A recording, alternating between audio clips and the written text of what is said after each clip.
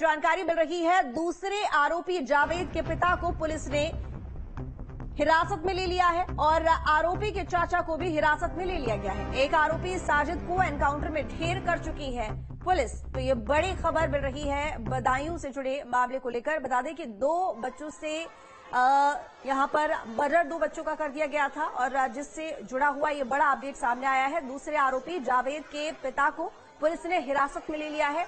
आरोपी के चाचा को भी हिरासत में ले लिया गया है। एक आरोपी साजिद को एनकाउंटर में ढेर कर चुकी है पुलिस। ये दो आरोपी साजिद और जावेद जिन्होंने दोनों बच्चों का मर्डर किया था और उसके बाद दोनों फरार हो गए थे, जिसके बाद पुलिस ने एनकाउंटर में साजिद को ढेर कर दिया, लेकिन उसके बाद जो जावेद है वो फरार चल रहा है। और अब पुलिस ने इस मामले में कार्रवाई करते हुए जावेद के पिता को हिरासत में ले लिया है, साथ ही आरोपी के चाचा को भी हिरासत में ले लिया गया है पूछताछ के लिए। आपको बता दें कि इन दोनों ही आरोपियों के फरार होने के बाद से इनके घर पर ताला लगा हुआ था, पूरा परिवार फरार चल रहा था, जिसके बाद अब पुलिस ने इस मामले पर आगे कार्रवाई करते हुए आरोपी के चाचा और पिता को हिरासत में ले लिया है। हिमांशु हमारे साथ जुड़े हुए ज्यादा जानकारी के साथ लाइव। हिमांशु, पुलिस ने बड़ी गिरफ्तारी की है क्योंकि देखिए जावेद फरार चल रहा है, साजिद एनकाउंटर में ढेर हो चुका है। जिस तरीके से आपने पहले अपडेट दिया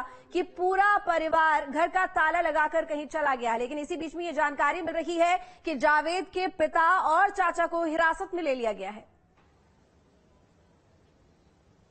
और बिल्कुल देखिए, सबसे पहले मैं आपको बता दूं, इस वक्त मैं सखानू कस्बे के अंदर मौजूद हूं, जहां पर साजिद और जावेद अपने परिवार के साथ रहते थे और ये वो घर है जिसके अंदर वो रहते थे। साजिद मुठभेड़ में ढेर हो गया था, उसने दो बच्चों का कत्ल कर दिया था, जिसके बाद पुलिस एनकाउंटर में वो ढेर हो गया। उसका जो छोटा भाई है जावेद, वो लगातार फरार है। उसकी गिरफ्तारी के लिए पुलिस लगातार दबिश दे रही है, लेकिन आज पुलिस ने जब यहाँ पर दबिश दी तो उस दौरान यहाँ पर जो उनके पिता थे, यानी कि साजिद और जावेद के जो पिता थे बाबू, उनको पुलिस ने हिरासत में लिया है। साथ ही उनके जो चाचा हैं साहबुद्दीन, उनको भी पुलिस ने हिरासत में लिया है और यहाँ से अब से कुछ देर पहले ही उनको यहाँ से पुलिस टीम द्वारा ले जाया गया है। अब आपको घर दिखा देता हूँ। बाहर से जो आप गेट देख रहे हैं, दो दरवाजे हैं।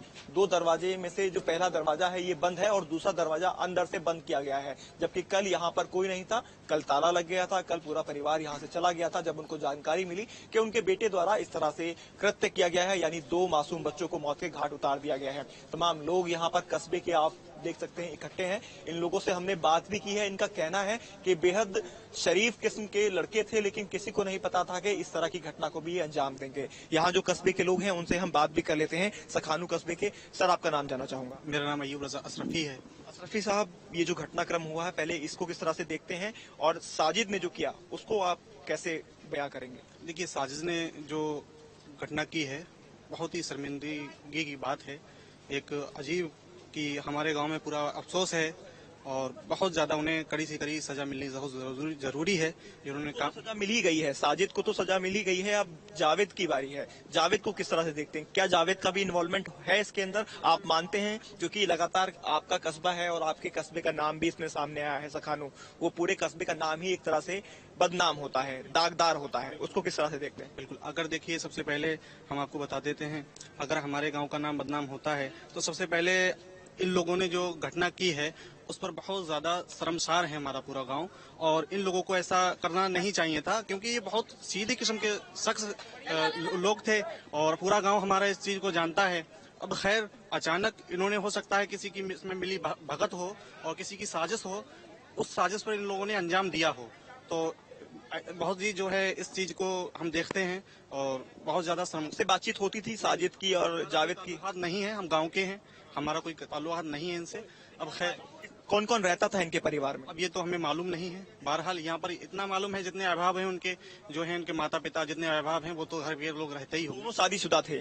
जो जानकारी मिली है, साजिद भी शादीशुदा था और जावेद भी शादीशुदा था, और जावेद की शादी तो अभी हाल ही में हुई थी। बिल्कुल, ये तो बात दुरुस्त है कि दोनों शादीशुदा थे और दोनों के कोई बच्चा भी नहीं था। खैर, अब ये बहुत ज्यादा शर्मसार है कि उन लोगों ने कत्ल किया और बहुत, हर इंसान का दिल दुखेगा इसमें, हर इंसान का दिल दुखेगा। और भी तमाम लोग हैं बुजुर्ग, उनसे मौजूदा लोगों से बात कर लेते हैं। आप मौजूदा लोग हैं, क्या कुछ कहेंगे जिस तरह से ये सब निकल कर आया? पुलिस अभी लेकर गई है, कुछ कहने की स्थिति में नहीं है, लेकिन और ये साफ कह रहे हैं कि हमें पूरे घटनाक्रम के मालूम नहीं है, लेकिन तमाम जो भीड़ है यहाँ जरूर इकट्ठा है। जो घर है वो आप देख सकते हैं, इसी घर में रह रहे थे, सखानू कस्बे का ये घर है और तमाम लोग इसी बात को कह रहे हैं कि हम शर्मिंदा हैं कि अगर उनने इस तरह की घटना को अंजाम दिया है। अब असल बात यही है कि जब जावेद गिरफ्तार होगा तब कड़ी दर कड़ी हर सवाल से पर्दा उठेगा कि आखिरकार किसी के कहने पर उन्होंने इस घटना को अंजाम दिया, आपसी रंजिश में इस घटना को अंजाम दिया या कुछ और इसके पीछे की वजह है। तो वो वजह तलाशनी है और वजह तलाशी तब जाएगी जब जावेद पुलिस की गिरफ्त में होगा और उसी की गिरफ्तारी के लिए पुलिस लगातार दबिश दे रही है। सखानू कस्बे की तस्वीरें हम आपको दिखाई रहे हैं, उनका घर हमारे पीछे है ही, तमाम लोग भी यहाँ पर इकट्ठा है। और साजिद दोनों इसी घर में, दोनों का परिवार और दोनों इसी घर में रहते थे जहाँ पर आप मौजूद हैं। और इसके साथ ही क्योंकि हिरासत में लिया गया है जावेद के पिता और चाचा को, उनको कहां से हिरासत में लिया गया है? क्या वो घर में वापस आ गए थे या पुलिस ने उनको ढूंढा है?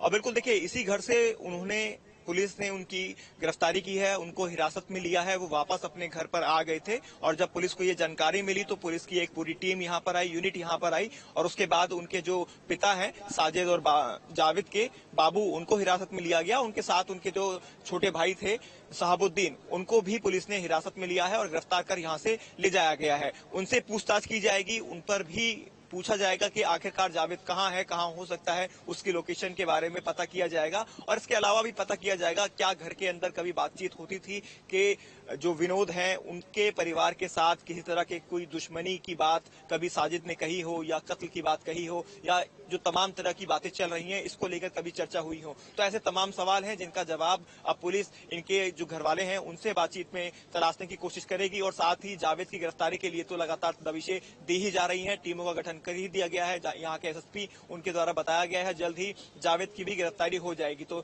साफ तौर पर जितने भी सवाल हैं उन सवालों से पर्दा तभी उठेगा जब पुलिस की हिरासत में जावेद होगा। जी बिल्कुल, इसके साथ ही हिमांशु, ये पहेली पूरी तरह से अभी भी अनसुलझी हुई है कि आखिर साजिद और जावेद ने इन दोनों मासूमों की हत्या की क्यों? क्योंकि अगर पीड़ित परिवार की बात की जाए तो उनका ये कहना है कि वो उनके साथ अच्छे संबंधों में थे, पैसों का लेन देन भी था, कई बार मदद भी कर चुके थे। सबसे बड़ी बात ये कि जिस दिन उन्होंने उन दोनों बच्चों की हत्या की उस दिन भी वो मदद ही मांगने आए थे। अब परिवार मदद करने को तैयार भी था, लेकिन आखिर ऐसा क्या हुआ जो इतनी बड़ी वारदात को अंजाम दे दिया इन दोनों भाइयों ने? देखिए, सबसे पहले मैं आपको बता दूं, ये जो पूरा घटनाक्रम हुआ है और जो दोनों बच्चों को कत्ल किया है वो साजिद ने किया है, ना कि जावेद ने। जावेद नीचे मौजूद था, ये बताया गया है पीड़ित परिवार की तरफ से। तो साजिद ने ये कहा कि मुझे 5,000 रुपए की जरूरत है, उनकी पत्नी को कुछ प्रॉब्लम है, वो हॉस्पिटलाइज्ड है। तो ऐसे में उन्होंने मदद मांगी थी संगीता से। उन्होंने अपने पति से फोन करने के बाद ये कन्फर्म किया कि पैसे मैं दे दूं, तो 5,000 रुपए उनको दे भी दिए गए थे। लेकिन उसके बाद ये उनकी पत्नी की तरफ से जो हमसे बयान दिया गया, उन्होंने ये कहा कि वो उनका ब्यूटी पार्लर भी देखना चाह रहा था और उस बहाने वो उनको जो दोनों बच्चे हैं आयुष और अहान, दोनों को ऊपर लेकर गया। और है कि साजिद ने दोनों बच्चों का मर्डर किया है, चाकू से हमला किया था। वो जो चाकू है वो साजिद क्या साथ में लेकर आया था या वही घर से चाकू उठा लिया था दोनों बच्चों का कत्ल करने के लिए? देखिए, इस बात का खुलासा पुलिस करेगी, लेकिन फिलहाल जो शुरुआत में जानकारी दी गई है कि साजिद खुद ही चाकू लेकर वहां पर आया था और जो तीसरा बच्चा था वो किस तरह से बचा ये मैं आपको बता देता हूं। जो पीयूष था, जो इनका बीच का बच्चा था, मझला बच्चा जिसको हम कह सकते हैं, वो जब ऊपर गया उसने देखा उसके दोनों भाई खून से लथपथ नीचे पड़े हुए हैं और साजिद ने उसको देखा कि ठीक है हिमांशु, हम लौटेंगे आपके पास में आगे और भी खबर पर अपडेट लेने के लिए। तो आपको बता दें कि इस पूरे मामले को लेकर पुलिस लगातार कार्रवाई में जुटी हुई है। आगे बढ़ेंगे। बदायूं में 2 बच्चों पर चाकू से हमला कर दिया गया और इसमें 2 बच्चों की मौके पर ही मौत हो गई है और एक बच्चा घायल हो गया है। घायल बच्चे से हमारे सहयोगी हिमांशु शर्मा ने खास